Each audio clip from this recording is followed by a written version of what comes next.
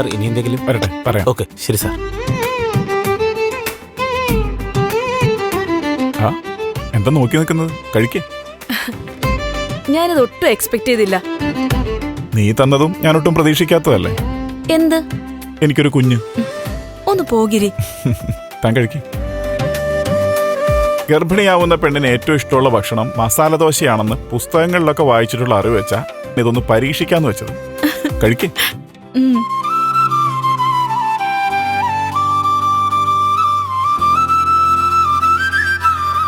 എങ്ങനെയുണ്ട്?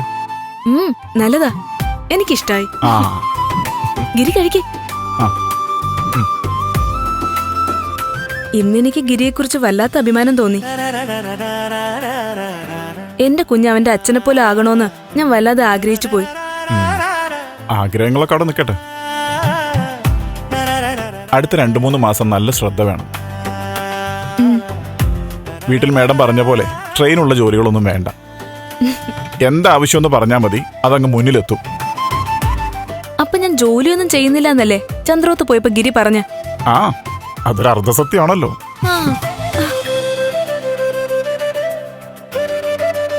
ഈ ഗർഭാവസ്ഥ എന്ന് പറയുന്നതേ എല്ലാവരുടെയും ഒരു ശ്രദ്ധ കിട്ടുന്ന കാലമാണ്. അതങ്ങ് മുതലാക്കിക്കോണം. അത് ഞാൻ ഏറ്റു.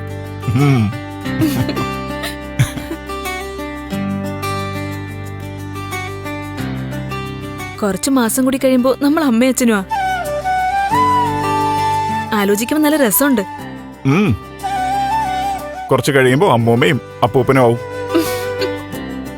പല്ല് കൊഴിയും, മുടി നരയ്ക്കും, തൊലി ചുളുങ്ങും. ഒക്കെ ഒരു രസമാ.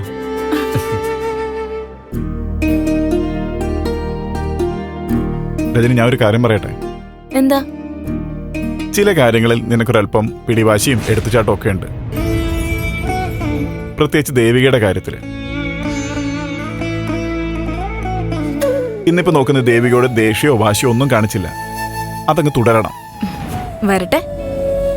വരട്ടെ എന്ന് വെക്കണ്ട. എടോ, ദേവികയ്ക്ക് എന്ത് സന്തോഷമായിരുന്നു ഇന്ന് ഈ വാർത്ത അറിഞ്ഞപ്പോ. അതുകൊണ്ട് പഴയ പരിഭവമൊക്കെ മനസ്സിൽ നിന്ന് കളയണം.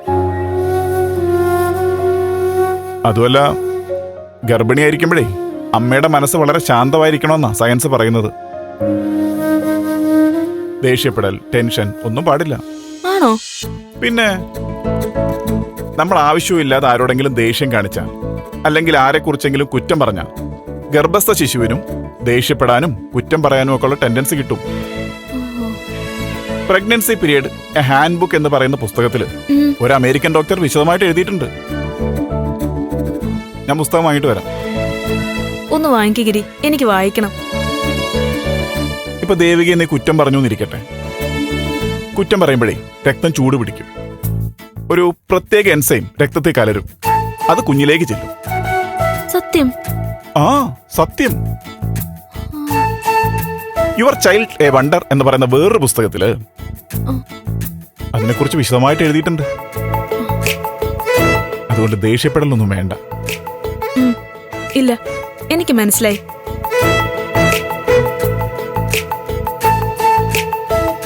ഇനി നമുക്ക് ജോലിഭാരം കൂടുക. കുഞ്ഞിന് പേര് കണ്ടുപിടിക്കണം, സ്കൂളിൽ ചേർക്കണം, പഠിപ്പിക്കണം. ഞാൻ നാളെ മുതൽ പേര് അന്വേഷിച്ചു തുടങ്ങാം. നമ്മൾ 2 പേരുടെയും പേര് ചേർത്തിട്ട് വേണം പേരിടാൻ. അത് എളുപ്പമല്ലേ? ആണാണെങ്കിൽ ഗിരിയും രജനിയും കൂടെ ചേർത്ത് ഗിരിരാജൻ. പെണ്ണാണെങ്കിൽ രാജഗിരി. ഒരു തല്ല് വെച്ചേരും കേട്ടോ. അതെ, ആദ്യം കുഞ്ഞു വരട്ടെ, എന്നിട്ട് പേരാലോചിക്കാം. ആള് നന്നായ ആ പേരും നന്നായിക്കോളും. വരട്ടെ, നമുക്ക് കാത്തിരിക്കാം.